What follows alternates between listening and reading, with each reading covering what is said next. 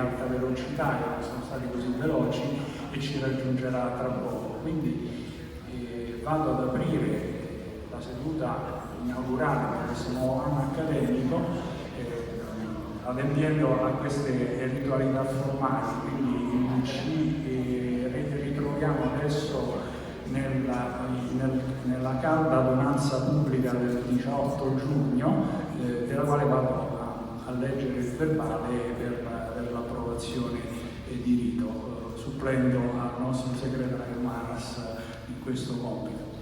Quindi, per la sede San Nibale, segretario Maras, sono presenti i soci effettivi Bonanno Ravantinos, Caldelli, Granino Cecere, Gregori, Liverani, Mazza, Mazzoleni, Palma Venetucci, Pitozzi, Zampetti, Taglietti e i soci corrispondenti Baldassarri, Vilardi, Micheli, Migliorati, Rocco.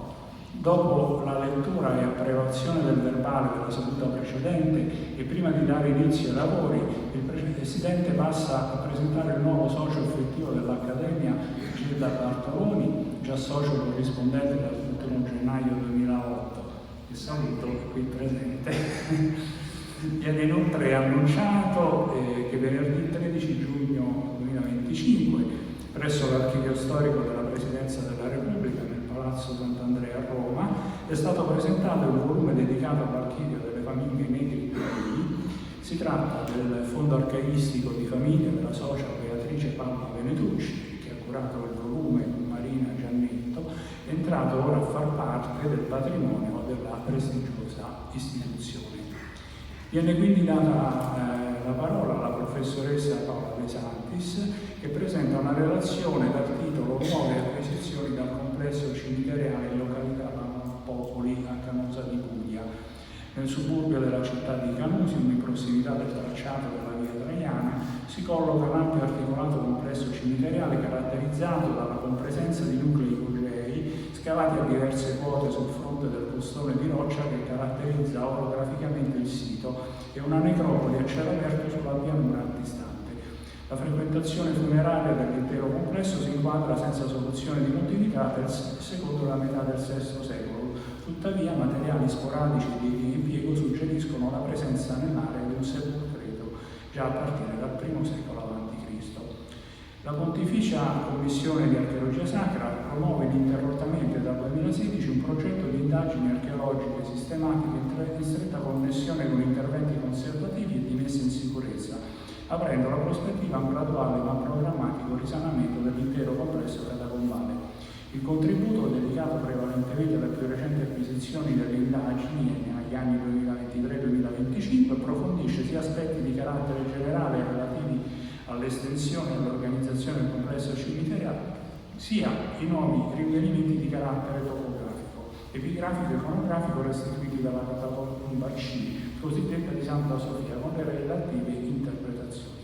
Dopo l'intervento, al quale seguono commenti di San Nibale e Maras, viene chiamato alla tribuna il professor Paolo Liverani, socio effettivo, che presenta una relazione dal titolo Constantino Spiritus a San Pietro. L'articolo analizza il mosaico dell'arcone trionfale della Basilica Costantiniana di San Pietro in Vaticano, oggi perduto, ma noto grazie a testimonianze medievali e rinascimentali. La scena raffigurava l'imperatore Costantino nell'atto di offrire il modello della Basilica a Cristo e a San Pietro, accompagnata da un nodo distico.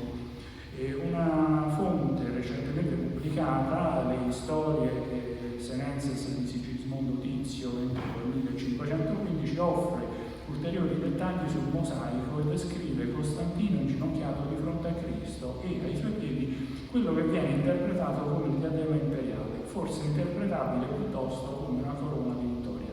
L'esame di una serie di fonti storiche e geografiche suggerisce che il mosaico sia effettivamente di età costantiniana e parte di un programma politico-religioso legato all'unificazione dell'impero e alla celebrazione dei decennali. Alla relazione fanno seguito osservazioni di Maras e Pitozzi. Da ultimo prende la parola il professor Mario Mazza, socio ispettivo, che presenta una relazione dal titolo Tarda antichità, Spede antiche, bagatelle per un massacro di idee correnti. Tema dell'intervento, la critica, anche decisa, di alcune idee correnti che possono piuttosto definirsi fable convenue sulla genesi e la formazione dell'attuale ricerca storica sulla tarda antichità. In primo luogo, che Spada Antiche sia recente tema di studio, come alcuni studiosi fortunatamente intervenuti sul tema hanno recentemente sostenuto. In secondo luogo, che tarda antichità significhi sostanzialmente la cristianizzazione del mondo tardo romano. Terza parte del che solo di recente si sia avuta una esplosione di tardo antico di studi sulla tarda antichità. L'intervento intende invece ricostruire il lento progressivo formarsi di questo tema nella moderna ricerca storica a partire dalla creazione del termine di Die Zeit Constantins des Grossen di Jacob Burckhardt. All'intervento segue un breve dibattito che coinvolge Annibale, Liverani e Bonanno. Al termine dell'adunanza il Presidente annuncia la conclusione dell'anno accademico e dà appuntamento ai convenuti all'adunanza inaugurale di novembre 2025 con l'augurio per tutti una felice pausa estiva. Scusate, è stato un po' lungo, ma era densa anche. Se non ci sono osservazioni, diamo per approvato il verbale.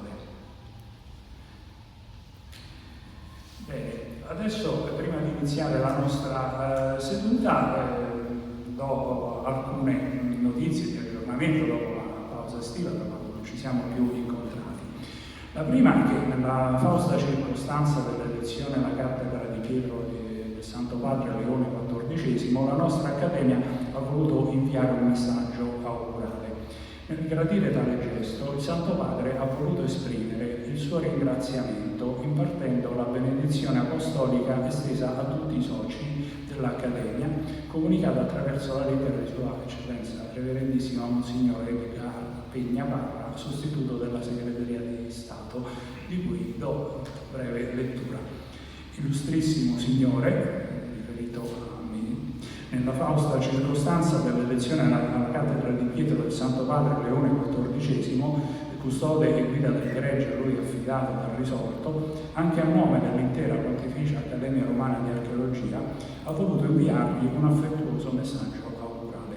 Sua Santità ha gradito tale gesto di filiale partecipazione e mentre la ringrazia soprattutto per le preghiere che l'hanno accompagnata, di cuore imparte su di lei la benedizione apostolica che volentieri estende a tutti i soci. Mi valgo della lieta occasione per confermarmi i consensi di distinta stima. Edgar Pegnabarra, sostituto. Giovedì 20 novembre 2025, nello spazio Cancelli via Giulia, è stato presentato il volume postumo di Anna Maria Ranieri, socio corrispondente, venuta a mancare nel 2013, alla scoperta di Roma antica e monumenti minori, con interventi di Raffaella Giuliani, Gianluca Gregorio, Vincenzo Fiocchi Nicolai, Maurizio Giovagnoli.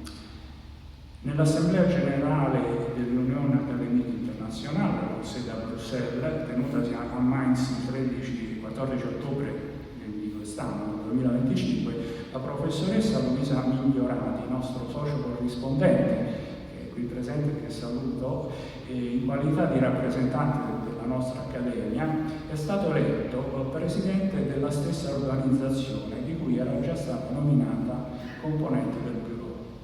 A nome dell'Accademia esprimo alla nostra consocia le più vive congratulazioni per questo meritato riconoscimento, nonché il ringraziamento per il suo instancabile e sempre attivo impegno di rappresentanza che si riflette indubbiamente anche sulla nostra Accademia. Veniamo a un'altra notizia: il professor Francesco D'Andrea, come nostro socio corrispondente, è stato nominato socio nazionale dell'Accademia Nazionale dei Licei. Qui presente saluto un vivo compiacimento, esprimiamo al professor D'Andrea le nostre congratulazioni. Ricordo che domani, venerdì 28 novembre, dalle ore 10, si terrà presso l'Accademia Nazionale dei Licei il convegno dal titolo Tra Oriente e Occidente, pellegrini alle tombe degli Apostoli, organizzato proprio dal nostro socio Francesco D'Andrea e che prevede le relazioni di numerosi altri nostri consoci, tra cui Andrea Rocher, Francesca Romana Stasolla, Francesco Fiocchi Nicolai, Crezia Spera, Pietro Zandari e Norbert Zimmermann. La nostra accademia, infine una ultima notizia, ha nuovamente cambiato casa, trasferendo la propria sede in via Napoleone III, presso il Palazzo del Pontificio Istituto di Archeologia Cristiana. Le complesse operazioni del trasloco, che hanno coinvolto tutto il mobilio, le opere, i documenti e la biblioteca, in pratica tutto il suo prezioso patrimonio materiale di memoria storica, hanno avuto luogo nelle torride giornate estive dello scorso luglio, mentre a una prima sistemazione della sede con il rimontaggio del mobilio e la ricollocazione del materiale imballato si è giunti solo nel corrente mese di novembre. Ringrazio con l'occasione il nostro cancelliere, il dottor Valerio Mancuso, per la generosa collaborazione alla risistemazione della nuova sede, che da ora torna utilizzabile, anche se molto lavoro resta ancora da fare. Ricordo che dal 2008 all'Accademia era stata assegnata una sede consona di circa 200 metri quadrati in via della Conciliazione numero 5, dopo che aveva dovuto lasciare la sua sede storica nel palazzo della Cancelleria, decorosa e appositamente arredata, assegnatale per unifico interessamento di Papa Pio XII nel 1943 e in cui era rimasta per 64 anni. In precedenza, a partire dalla sua fondazione, l'Accademia ha occupato varie sedi, sempre prestigiose: Palazzo Corsini, il Campidoglio, Palazzo di Sant'Apollinare, Palazzo Pio al Teatro di Pompeo e l'Archiginnasio. Dopo il 1870 si trasferì dapprima nel Palazzo di Propaganda Fide, poi nel Palazzo Sinibaldi, nel Palazzo della Cancelleria Apostolica con una sede provvisoria, poi nel Pontificio Istituto di Archeologia Cristiana, dove fa ritorno dopo esattamente un secolo. Il trasferimento ha come fine quello di armonizzare le attività istituzionali specifiche del PIAC e della PARA insieme a quelle delle altre due istituzioni già ospitate nello stesso palazzo, sede del PIAC, ovvero la Pontificia Commissione di Archeologia Sacra e la Pontificia Accademia Cultorum Martyrum, mantenendo ognuna la propria autonomia in osservanza delle rispettive prerogative, ma nella prospettiva di costituire la Casa dell'Archeologia della Santa Sede.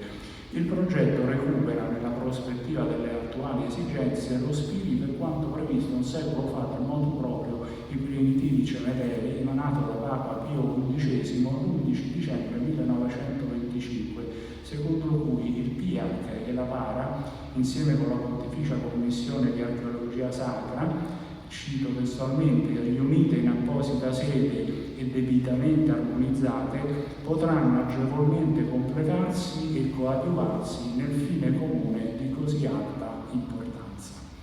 Fine della citazione. E queste sono le ultime notizie che desideravo condividere con voi. Vado a introdurre brevemente la nostra relazione odierna. Ringrazio intanto il professor Jacopo Tabolli per aver accettato l'invito.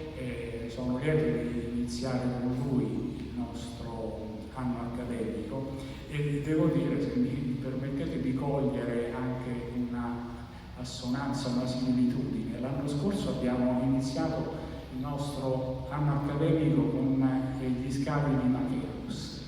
Quindi dal punto di vista storico c'è stata presentata una fastosa dimora di un dinasta ellenistico, che però è anche il quadro di un particolare evento per la cristianità, essendo raccolto nelle scritture, nel racconto evangelico, ha la sua ovviamente pregnanza, ovvero è il luogo dove Salomè ha danzato e Battista ha conosciuto il martirio. Con gli occhi dello storico noi possiamo vedere in questo palazzo, come dire, in quel momento sembrava che tutto non fosse cambiato, ma tutto stava cambiando, era il passaggio di un'epoca, tutto sommato. Oggi noi ci spostiamo da un'altra parte del Mediterraneo, andiamo nell'Etruria e andiamo a vedere l'Etruria romanizzata, in questo momento dove sì, è un passaggio epocale, se vogliamo, è anche un concetto antistorico, in quel momento c'è comunque un passaggio culturale, la relazione lo vedremo meglio nel dettaglio ovviamente, e quindi siamo in questo periodo, diciamo, proto-imperiale, primo imperiale, soprattutto dove c'è poi il nucleo diciamo, pregnante delle testimonianze, ma poi la storia di questo sito la percorriamo fino alla tarda antichità, fino al IV secolo, anche lì alle sorghe, poi in piena, diciamo, oltre l'età costantiniana e quindi come dire, nei cristiana tempora. Anche lì un passaggio di un mondo, qualcosa che cambia, ma anche dei nuovi inizi. Quindi con queste mie povere parole vado ad introdurre e invito il nostro relatore a prendere la parola e ad illustrarci i risultati di queste straordinarie scoperte.